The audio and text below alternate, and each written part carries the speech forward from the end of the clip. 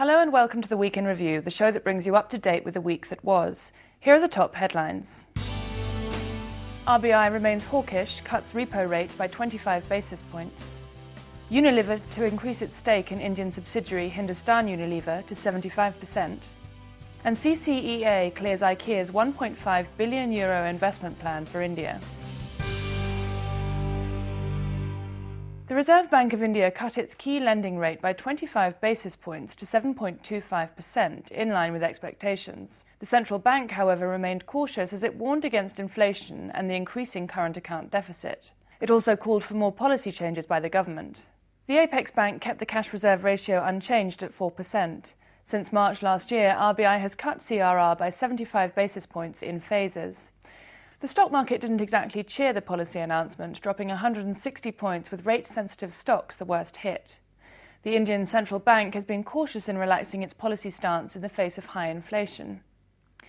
Moving on to the consumer goods space, Unilever, the world's second-largest consumer good company, plans to raise its stake in its Indian arm, Hindustan Unilever, to 75%. It plans to pay as much as $5.4 billion for its increased stake in HUL.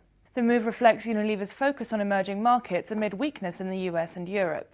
Unilever said it would buy an additional 22% stake in HUL, up from its current 52%. The bid has been pegged at 600 rupees a share, which is a 20% premium to Monday's closing price. Earlier in the week, HUL reported a 15% increase in net profits for the quarter. For the March quarter, profits were 787 crore rupees. The volume of sales rose 13% to 6,370 crore rupees in the quarter. The company is likely to deepen its discounts this year to remain competitive. Next up is some big news from the retail sector. The Cabinet Committee for Economic Affairs has cleared IKEA's €1.5 billion investment plan for India. The Foreign Investment Promotion Board had cleared IKEA's proposal in February. But IKEA still needs a final nod from the government, given the huge amount of investment. In its original application, IKEA had proposed to set up 10 furnishing and homeware stores, as well as allied infrastructure over 10 years in India. Subsequently, it plans to open 15 more stores. One of the major results of the week came from the telecom sector. Bharti Airtel, India's largest telecom company, posted a 49% fall in net profit for the March quarter. That makes it a 13th consecutive decline in profits for the telecom services leader. Net profits fell to 508 crore rupees in the March quarter, while revenues dropped 9% to 20,448 crore rupees. The fall has been attributed to various tax charges and depreciation cost.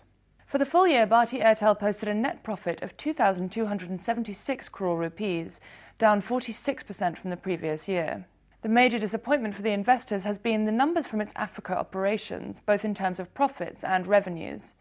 Subsequently, the company also announced it would sell a 5% stake to Qatar Foundation Endowment for $1.26 billion to strengthen its capital structure.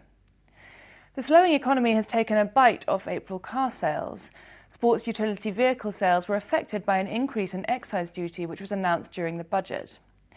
Maruti Suzuki's April sales remained largely unchanged from a year ago, with 90,523 units sold.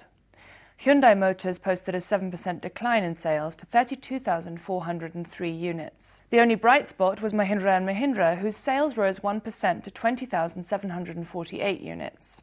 Experts believe the market will continue to be sluggish and is expected to take some time to revive. Some news in brief now. The Bombay Stock Exchange has introduced an Islamic equity index based on the S&P BSE 500 index. The new Sharia index comprises the largest 500 companies in the BSE which fit Islamic trading principles. Thus, it won't include companies which deal in alcohol, tobacco, or in the gambling business. In 2010, BSE had launched an Islamic index with the 50 largest and most liquid stocks. Moving on to growth predictions from the IMF. The International Lending Agency expects the Indian economy to grow at 5.7% in 2013 and 6.2% in 2014. IMF in its annual report also said that India is exposed to a larger risk of growth slowdown due to poor infrastructure and inefficient economic institutions. If these are not addressed, they could put India along with countries like the Philippines and Thailand in the middle income trap, added the IMF. And that's all we have for you. Thanks for watching.